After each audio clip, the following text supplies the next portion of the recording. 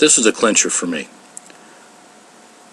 Ross Getman goes on to say, the mailer's use of Greendale School as the return address for the letters to the senators is also revealing. A May 2001 letter that Zwahari sent to an Egyptian Islamic Jihad member abroad established that Zwahari used school as a code word for the Egyptian militant Islamists in his correspondence. Green symbolizes Islam and was the Prophet Muhammad's color. By Greendale School, the Anthrax prep was being cute, just as Yassid Safat was being cute in naming his lab Green Laboratory Medicine. Dale means river valley. Greendale likely refers to Green River Valley, i.e. Cairo's Egyptian Islamic Jihad or the Islamic group. The sender probably is announcing that he is of either Egyptian Islamic Jihad, Egyptian Islamic group, or Jihad al-Qaeda, which is actually the full name of the group after the merger of the Egyptian Islamic Jihad and al-Qaeda. Return addresses on the letters are barely mentioned in the press. Now, to cement the FBI's views, the announcement of the end of Bruce Ivan's case was accompanied by the release of voluminous supporting documents, including thousands of pages of summaries, emails, search warrants, and other evidentiary material.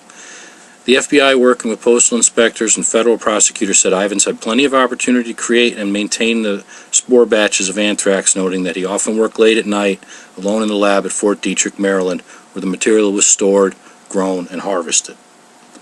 In addition, the report says Dr. Ivans was among the very few anthrax researchers nationwide with the knowledge and ability to create the highly purified spores used in the mailings.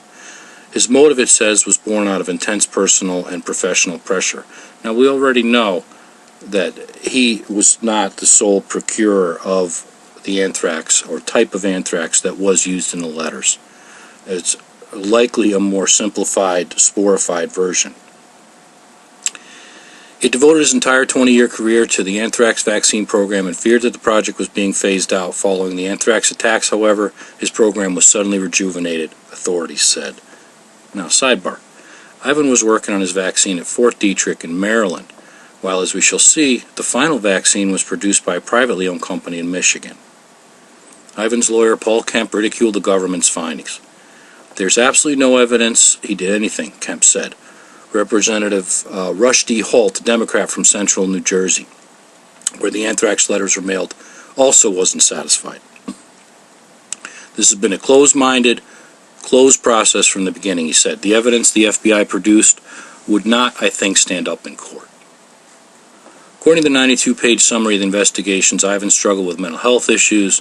In the months before he died of an overdose of Tylenol, he posted violent messages on the internet and leveled death threats at a group therapy session. His doctors considered him homicidal and sociopathic. He also told a friend how he felt pressured by the FBI investigation and how things were happening they had no control over. But that, and in his words, I don't have it I can't tell you, I don't have it in my heart to kill anybody, were his words.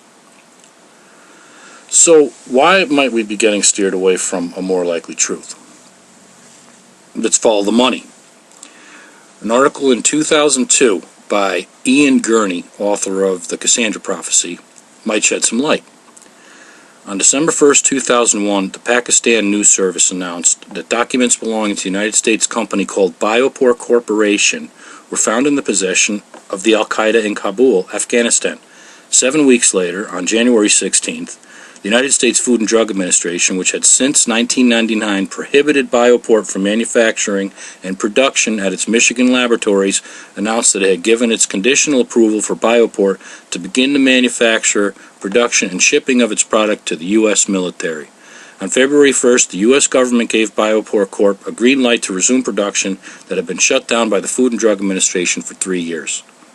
So exactly what is Bioport? What do they produce and who runs the company?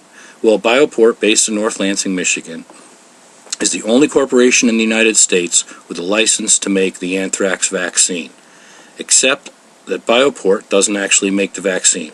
Bioport simply bought the laboratory that makes the vaccine. Michigan Biological Products Institute from the state bought Michigan Biological Products Institute was purchased by them from the state of Michigan in 1998. Less than a month after it took over the business, Bioport acquired Michigan Biologic Products Institute's sole and exclusive customer for the anthrax vaccine, the U.S. Department of Defense, and an exclusive $29 million contract with the Department of Defense to manufacture, test, bottle, and store the anthrax vaccine.